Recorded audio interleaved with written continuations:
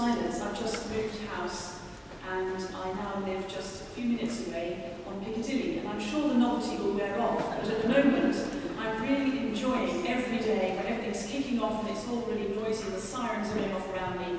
I'm saying to myself, you know what, it's like Piccadilly Circus around here. And it really is. And so every day I'm kind of enjoying that, but I'm sure the novelty will wear off, as I said.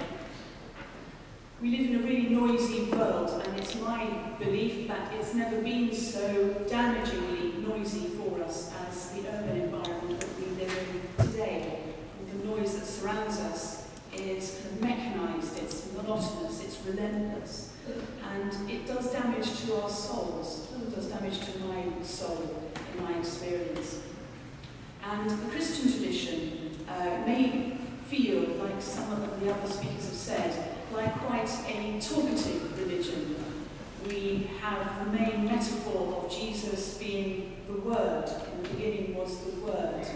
And we might imagine the four Gospels as different versions of one life.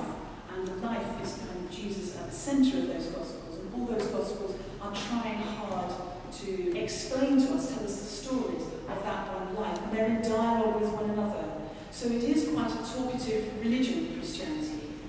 But there is also, alongside that, a strong tradition of contemplative prayer and a need, a desire for silence.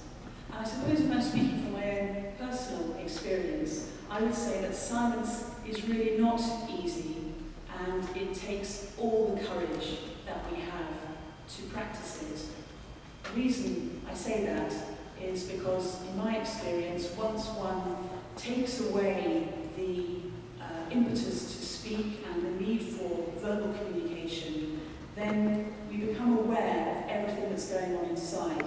And if you're anything like me, there's a riot going on inside most of the time. Sometimes it's a party, sometimes it's a fight, sometimes it's a kind of state of general puzzlement around the world in which we live. So we, in my experience, become aware of all of that going on, and everything you have ever wanted to avoid, shut away in a drawer, put aside for another day, will come in the silence. So in my experience, silence takes courage to choose it and to practice it. But then when we have learned to practice it, when I've learned to practice it, it has been both an intense joy and pain at the same time. To me, silence is a place where compassion is cultivated. Compassion is grown and nurtured and watered. And that won't necessarily always be a peaceful experience, because I will become aware not only of the mixed motives and the mire of complexity that makes up my own personality and the human condition, I will become aware of the suffering of others in a very deep way.